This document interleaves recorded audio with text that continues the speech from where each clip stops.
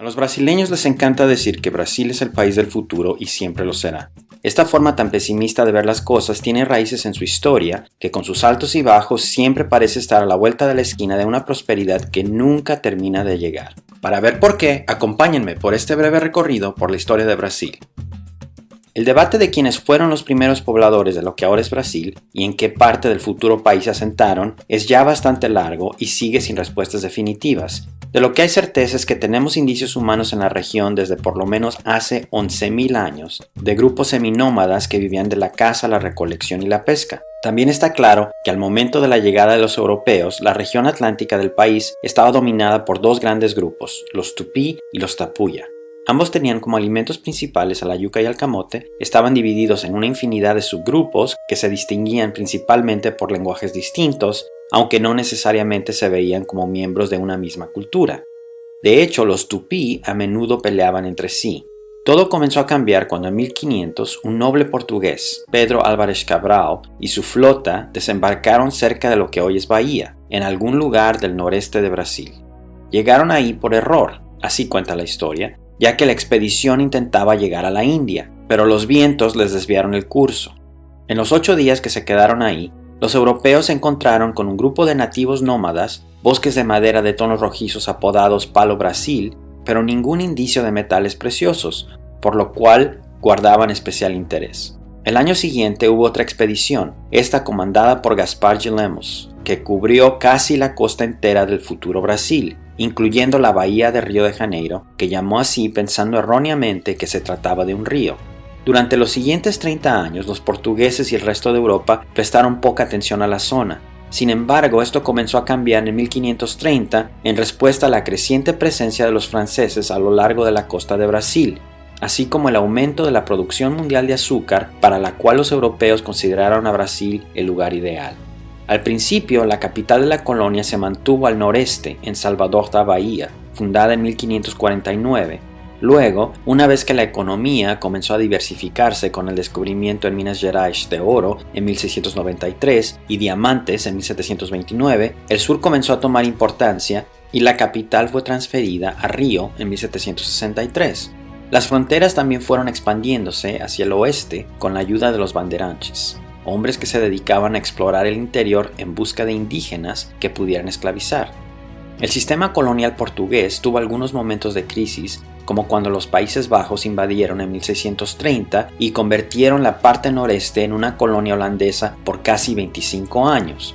Pero la más famosa entre el imaginario brasileño es la que ellos llaman Inconfidência Mineira, una rebelión planeada para 1789 basada en Minas Gerais que buscaba independizar a la región. Inspirada en la independencia de Estados Unidos y la Revolución Francesa, tenía bastante apoyo entre las élites, pero al final la conspiración fue descubierta y los líderes ejecutados, entre ellos el más famoso, Joaquim José da Silva, mejor conocido como Tiradentes, llamado así por su profesión de dentista. Sin embargo, el momento clave que realmente puso al país camino a la independencia no vino sino hasta 1808, cuando la invasión ibérica de Napoleón obligó a la corte portuguesa a mudarse a Brasil, en ese momento la colonia más grande y rica de la corona. Esto elevó a Brasil a un puesto igual que Portugal, lo que molestó sobremanera a la élite portuguesa. De ese modo, en 1821, una vez derrotado Napoleón, pusieron presión para que regresase el rey Dom João a Portugal. Este dejó a su hijo Pedro como regente de Brasil, y cuando poco después los portugueses insistieron en tratar de devolver a Brasil a su antiguo estado colonial, Don Pedro se opuso y declaró al país independiente. Fue así como nació el Imperio brasileño. El momento en sí, el 7 de septiembre de 1822, hoy celebrado como Día de la Independencia, pasó sin mayor incidente. Básicamente consistió en que Pedro desenvainara su espada y proclamara independencia o muerte al recibir la carta en la que se exponían las demandas portuguesas. Aunque sí hubo combates entre los dos bandos, estos no fueron tan violentos ni prolongados como en Hispanoamérica. De hecho, solo le tomó 3 años a Portugal reconocer la independencia del país sudamericano. Esto le ayudó a Brasil a disfrutar de una transición de colonia a poder independiente sin muchos problemas. Así comenzó un patrón en Brasil que ha mantenido constante a lo largo de los siglos. El país ha evitado rupturas políticas y sociales dramáticas, optando en cambio por cambios graduales o en algunos casos cambios mínimos. en ningún momento de la historia de Brasil ha experimentado una revolución o levantamiento social que haya impulsado una transformación significativa o sostenida de sus estructuras sociales existentes. Esto ha contribuido a una existencia pacífica, pero también ha significado que en términos de dominio de la élite sobre las instituciones políticas y económicas, las cosas han cambiado poco en 400 años. Aún así hubo conflictos. Durante el Imperio, por ejemplo, un periodo que duró de 1822 a 1889, la monarquía en sí nunca estuvo cerca de ser eliminada antes de esa fecha, pero sí hubo una serie de crisis que llevaron al país al borde de la separación. Esto se produjo como consecuencia de la repentina marcha de Dom Pedro I en 1831, que tuvo que regresar a Portugal para tratar de evitar la usurpación del trono portugués por su hermano Miguel. Tuvo éxito, pero murió unos meses después de su victoria. Esto dejó a Dom Pedro II, un niño de 5 años, teóricamente a cargo, pero mientras obtuvo la mayoría de edad, una regencia gobernó al país. La ausencia del monarca trajo conflictos entre facciones conservadoras y liberales, lo que propició múltiples levantamientos durante este periodo, incluidos 5 solo en el estado de Río de Janeiro, además de rebeliones separatistas en Bahía, Maranhão, Minas Gerais, Pará, Rio Grande do Sul y Sao Paulo. Si Brasil no se desintegró durante este periodo como lo hizo la mayor parte de Hispanoamérica, se debió a 3 razones. La primera fue el liderazgo de Luís Alves de Lima y Silva, el futuro duque de Caxias, que supo sofocar las rebeliones. La segunda fue el espectro de rebeliones esclavas y la posible desintegración social que mantuvo unida a la élite, y finalmente la coronación de Dom Pedro II, que vino a resolver el problema del liderazgo desde el punto de vista de la élite brasileña. Lo que sí, el federalismo brasileño se cimentó durante este periodo gracias a la autonomía que la regencia proporcionó a las diversas regiones. Otro conflicto con serias repercusiones fue la guerra con Paraguay en 1864. Brasil había perdido Uruguay, su provincia cisplatina, en 1828, y a pesar de que lo había reconocido como país independiente en 1830, seguía inmiscuyéndose en sus asuntos internos. Cuando trató de imponerle un gobierno, el bando uruguayo contrario le pidió apoyo a Paraguay y a su dictador, Francisco Solano López. El líder paraguayo le advirtió a Brasil que tomaría cualquier tropa que fuese enviada a Uruguay como una declaración de guerra, pero los brasileños lo ignoraron, pensando que solo estaba fanfarroneando. Se equivocaron. El problema fue que cuando las tropas paraguayas se movilizaron para pelear contra Brasil, marcharon a través del territorio neutral argentino, lo que llevó a Argentina a declarar la guerra a Paraguay. Pronto el país guaraní se vio enfrentado a una triple alianza, Brasil, Argentina y Uruguay, con las tropas dirigidas por el duque de Caxias, lo que arrasó con Paraguay, especialmente porque la guerra se prolongó por 6 años, ya que los paraguayos se negaron a rendirse y les tomó mucho tiempo a los aliados organizar eficazmente sus recursos. La guerra tuvo una serie de consecuencias para Brasil. Estos incluyeron el crecimiento de productos manufacturados, la construcción de carreteras, el asentamiento de inmigrantes europeos en las provincias del sur, la profesionalización de las Fuerzas Armadas y el aumento del poder del gobierno central. La repercusión futura más importante fue que la guerra puso al ejército firmemente en la arena política. Los altos rangos militares estaban muy conscientes de que la guerra había expuesto a la falta de equipo, entrenamiento y organización de las Fuerzas Armadas y culparon de las deficiencias a los funcionarios del régimen. En las próximas décadas serían justo los oficiales reformistas una de las causas de la caída del imperio. Otro problema grave para el régimen era que no había varones en la línea de sucesión real y la heredera, la princesa Isabel, estaba casada con un príncipe francés, lo que los conservadores veían como demasiada influencia extranjera. Sin embargo, tal vez la causa más importante que acabó con el régimen fue la abolición de la esclavitud.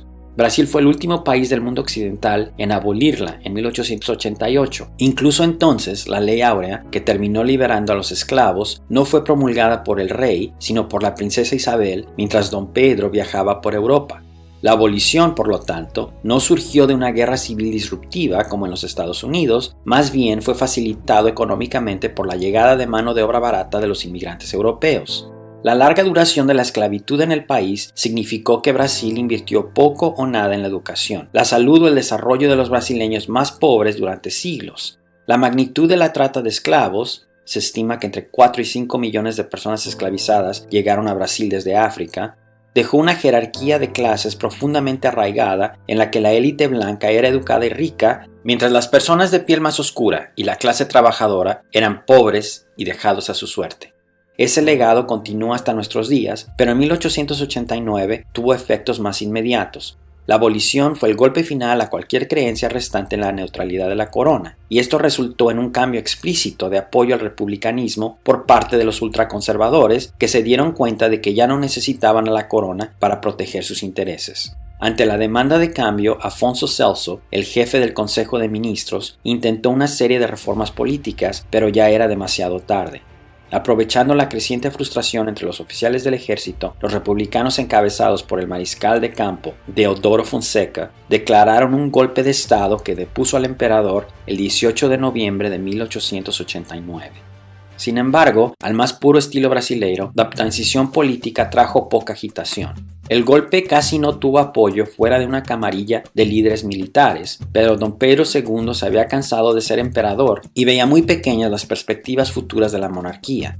A pesar de su popularidad, no hizo mucho por detener su derrocamiento y no apoyó ningún intento de restaurar la monarquía. Este derrocamiento condujo al primer intento de democracia republicana del país, lo que los brasileños llaman República Velha o Vieja República. Tenían como modelo a los Estados Unidos, pero en esta democracia constitucional, la república no tenía suficiente apoyo popular como para arriesgarse a elecciones libres, por lo que fueron amañadas y una oligarquía de terratenientes tomó el poder. De ahí surgió un acuerdo que tomó por nombre Política del Café con Leche, mediante el cual la presidencia alternaría entre los dos estados más grandes de Brasil, São Paulo y Minas Gerais, productores de café y lácteos respectivamente.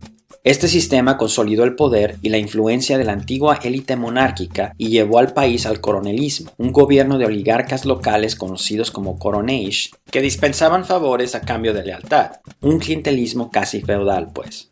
Se necesitarían décadas para que los cambios demográficos y las transformaciones estructurales en la economía, especialmente el crecimiento de la clase media urbana, acumularan suficiente fuerza, gracias a los efectos de la Gran Depresión, como para que estos pudieran desafiar el poder de la oligarquía. El sistema comenzó a flaquear seriamente después de que los precios del café se desplomaran en 1929, pero al final lo que terminó por derribar a la República Vieja fue la falta de consenso sobre quién debía ser el presidente. En 1930, el presidente en funciones, Washington Luiz, era de Sao Paulo. Por lo tanto, se suponía que la presidencia revertiría a alguien respaldado por Minas Gerais. Pero Luiz se rehusó a seguir el acuerdo y apoyó a otro paulista, Júlio Prestes.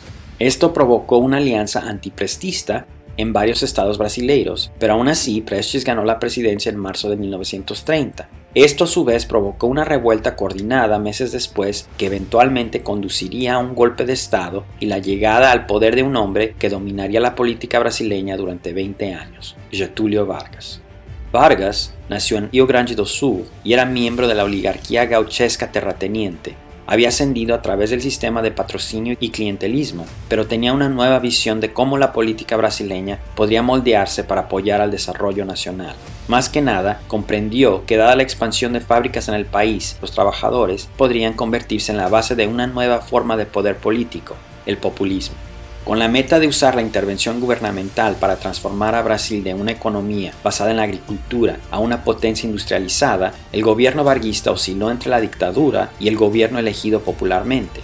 Esto culminó con el Estado Novo, o Nuevo Estado, donde el sistema entero giró alrededor del desarrollo económico. Esto se expresó no solo en una fuerte retórica, sino también en brindar protección a las industrias nacionales y en destinar fondos estatales a inversiones destinadas a poner en marcha sectores estratégicos y establecer la infraestructura necesaria que dio lugar a monopolios nacionales como el del petróleo bajo Petrobras.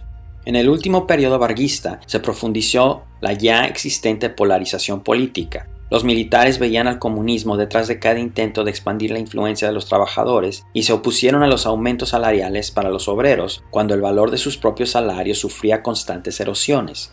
Mientras tanto, la administración se vio obstaculizada por una crisis económica, la oposición del Congreso y la impaciencia entre sus partidarios. Hubo cargos de corrupción contra los socios más cercanos de Vargas y cuando uno de sus ayudantes pareció estar involucrado en un intento de asesinato contra un periodista de la oposición y en la muerte de un comandante de la Fuerza Aérea, las Fuerzas Armadas se alistaron para un golpe. Ante esa posibilidad, o tal vez en un esfuerzo por evitar un posible derramamiento de sangre, Vargas se pegó un tiro el 24 de agosto de 1954. Los historiadores aún debaten su intención, pero cualquiera que haya sido, su suicidio pospuso el golpe por una década, aunque igual llegó el 31 de marzo de 1964. El golpe se logró sin derramar sangre. Había poco apoyo para el entonces presidente João Goulart, e incluso su base, los sindicatos, hicieron prácticamente nada. Y si bien el presidente elegido después del golpe, Humberto Castelo Branco, realmente creía que el episodio sería temporal y las Fuerzas Armadas volverían a sus cuarteles una vez que encontraran a un presidente civil más confiable, no era la opinión de la mayoría de los militares, de modo que las Fuerzas Armadas decidieron seguir gobernando a Brasil por más de 20 años. Durante ese tiempo se restringió la libertad de expresión y se aplastó cualquier oposición. Cientos de personas fueron asesinadas y desaparecidas, y aunque estas cifras fueron bajas en comparación con los países vecinos, el uso de la tortura fue generalizado. A partir de la década de 1970, principalmente como resultado de la agitación económica masiva, la dictadura comenzó a flaquear. Los controles fueron relajándose un poco, lo que motivó más y más movilizaciones en favor de la democracia, tanto públicas como clandestinas. Finalmente, en 1985, luego de una movilización masiva en todo el país que exigía elecciones presidenciales directas, el ejército renunció, allanando el camino para el periodo actual de democracia y una nueva constitución en 1988. La nueva constitución consagró los derechos fundamentales de las mujeres, los pueblos indígenas y otras minorías, y también creó múltiples vías para la participación popular directa, además de la votación regular, como los referéndums y la capacidad de los ciudadanos comunes para proponer leyes.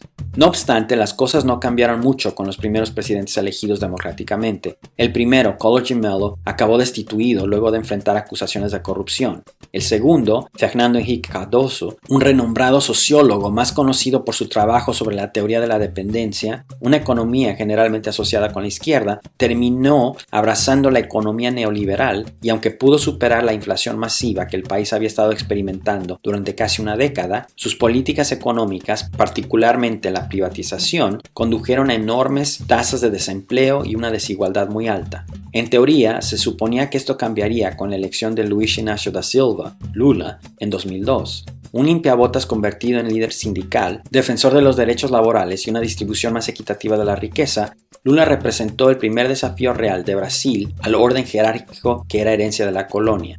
A partir de 1989, se postuló sin éxito para presidente en 3 elecciones, quedando corto debido a su retórica de izquierda radical y su apariencia tosca. Pero para las elecciones de 2002, suavizó tanto su mensaje como su imagen, haciendo campaña de traje y corbata y con una propuesta más moderada a favor de los pobres y del crecimiento. Con la promesa de limpiar la política en Brasilia, fue elegido presidente por abrumadora mayoría. Por primera vez en la historia de Brasil, el PT, o Partido de los Trabajadores, ocupaba la presidencia y parecía que la élite gobernante por fin había perdido el control del poder político. Lula completó 2 mandatos como presidente de 2002 a 2010, donde se vio una clara ampliación de la participación política. Mejor aún, la demanda global de las materias primas de Brasil mantuvo altas las exportaciones que a su vez pudieron solventar sólidos programas de bienestar social, lo que generó una reducción significativa de los niveles de pobreza y un crecimiento de la clase media. En lugar de asustar a los inversores, Lula se convirtió en el niño mimado del mercado financiero internacional por su compromiso con la baja inflación y los límites de gasto fiscal. Parecía que Lula había al fin encontrado la fórmula. Además de la estabilidad macroeconómica que capeó la recesión económica mundial de 2009 prácticamente ilesa, el presidente también incrementó el prestigio internacional del país y pronto fue puesto como modelo y colocado entre las potencias emergentes del mundo, los llamados BRICS. Dado que tenía constitucionalmente prohibido buscar un tercer mandato y con la aprobación más alta de un presidente en la historia del país, Lula designó una sucesora que consideró continuaría su legado. La susodicha fue Dilma Rousseff, una figura relativamente desconocida en la política nacional que nunca antes había ocupado un cargo electo. Dada la popularidad de Lula y del PT por extensión, Dilma no tuvo problemas para elegirse, ganando por más de 10 puntos. Sin embargo, las cosas pronto cambiarían radicalmente. Primero, un gran escándalo político conocido como Lava Jato, o lavado de autos, sacudió al mundo político brasileño. Esta comenzó como una investigación de lavado de dinero en un negocio de lavado de autos en Brasilia en 2014, de ahí el nombre, y pronto se amplió para investigar las denuncias de corrupción en Petrobras.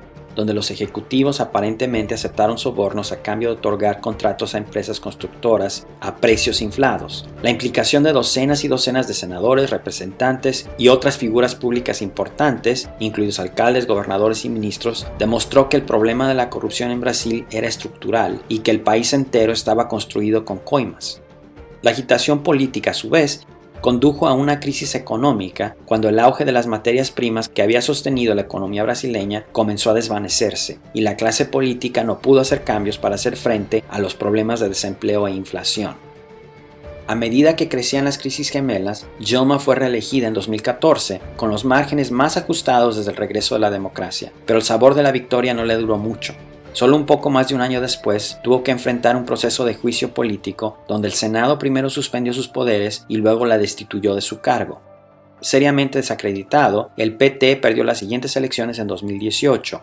El beneficiado fue Jair Bolsonaro, un ex oficial militar y un diputado poco conocido a pesar de haber estado en el Congreso brasileño durante 27 años. Un ultraconservador que se deleitaba en escandalizar con comentarios como uno en el que dijo que el único error de la dictadura había sido torturar a las personas en lugar de matarlas, generó popularidad entre algunos que lo veían como alguien que realmente hablaba con la verdad. Exactamente el tipo de hombre fuerte que Brasil necesitaba para resolver los problemas que el PT no podía o no quería. Su gobierno, sin embargo, tuvo un sinfín de problemas económicos, ambientales y sociales, y más que nada por COVID, al que le restó importancia. Cansados de sus manejos, los brasileiros decidieron elegir una vez más a Lula en 2022, aunque por un margen tan pequeño que los bolsonaristas se convencieron de que había habido fraude y comenzaron a pedir que las Fuerzas Armadas intervinieran, lo cual no prosperó. De ese modo, a pesar de haber ganado, Lula enfrenta a un país muy dividido y el desafío más grande de su carrera política. ¿Podrá el presidente poner a Brasil de nuevo en el camino correcto?